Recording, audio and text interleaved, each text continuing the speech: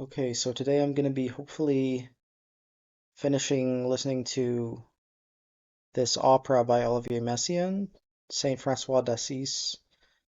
Today is Tableau 8. I've been listening to one tableau per day for the past 8 days now, and this is the one where Saint Francis dies. I'm excited to get on with it and wrap this up. This is also the last piece in my orchestra series. So after this, I will have gone through every orchestra score that I have that I was able to find recordings to. So I'm gonna spend like 30 seconds or so at the end just talking about what I thought about this whole process of going through all my scores every other day, listening to a new piece kind of thing. Yeah, this is a long movement. It's 216 pages. The first page we just have a couple notes separated by silences. So the Ons Martineau and strings are responded to by the winds and horns. It looks like it starts with a lot of different like tempo changes and then these like silences punctuated by little outbursts and that doesn't go on for very long before it just switches into other stuff. But very different from the opening of the last tableau. I think the Tableau 7 is going to be sort of a standout one that's feels very different from all the other ones. This is more like what I was used to seeing in the other movements. Starting this recording very late, I guess I don't know why. Um, I got so distracted today. But yeah, I'm here. I'm gonna do it, and let's wrap this thing up. And it was in C major the whole time. So yeah, this is sort of everything you want out of a finale in a piece this duration. It's a lot of reusing of material, mostly material that throughout the work has been associated with like the angel and heaven and things like that. And I thought the pacing was really good. I mean, the pacing has been pretty good throughout the opera, considering its length. And it's very satisfying getting the whole orchestra at the end because we've only been getting glimpses of it throughout the piece. Doesn't stand on its own as well as the other tableaus, but it's the finale. It's supposed to be heard after all the other ones. So, my thoughts on the opera as a whole, I thought, aside from like how inconvenient the scope of it is, I do think that it's a really good representation of Messiaen's music, and it's pretty accessible to listen to. Um, it doesn't develop a lot of ideas; it more just juxtaposes them, and I think that is a lot more listenable than, say, like a Wagner opera of this length. This definitely sounds more like in the realm of like Debussy or Ravel or the composers that Messiaen is sort of expanding on in his style. So it might fade into obscurity. I feel like just because there's so many other Messiaen pieces that are better for introducing you to his work.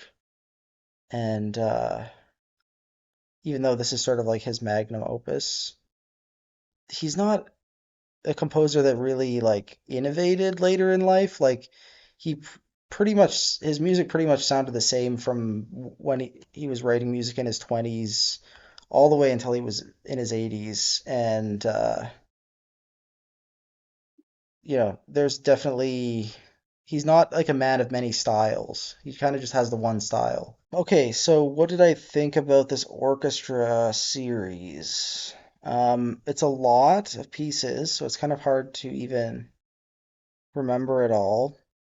But in the first portion of it, where we were like working our way back through the just purely orchestra pieces, I really felt that shift uh, from post fall of the Berlin Wall to like pre, like, that shift over 89 was very noticeable. We get into all these pieces that are like really like canonical orchestra works of contemporary music, and I could really see that shift.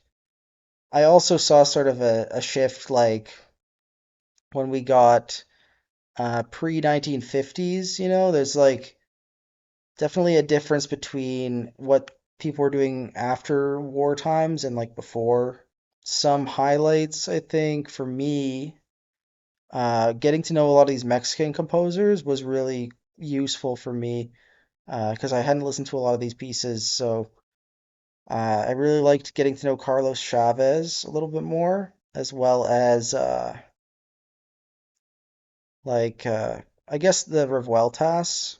Some of my favorite pieces were in the concerto genre, and that we looked at a little bit later. I also really liked that we got into Messiaen for the first time in this series and really dug into a lot of Messiaen scores. And I think my favorite of them was actually the which one was it? From the Canyons to the Stars. That was one that was a really nice discovery of the five Messiaen pieces we did.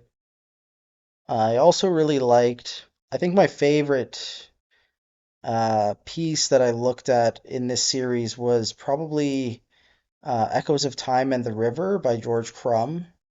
That was a piece that I really uh, did not expect to be as intricate and beautiful as it was. And you can probably tell that I really liked it from the episode because it's like a 20-minute long episode. But hopefully, this gives you a sense of what's out there and how much amazing orchestra music there is from the past 125 years that no one plays. Doesn't get played enough, you know, and orchestras know nothing about it. But so hopefully this series has helped amend that problem in some capacity. Um, because I do think it is a real problem with the structure of orchestras. They don't prioritize like music that is relevant to people today. The next series, I'm not sure what I'm gonna do. I might even like set up a bunch of genres and spin a wheel like to kind of randomize the selection process a bit. This was the last big genre I wanted to do when I started this channel, so yeah, that's that.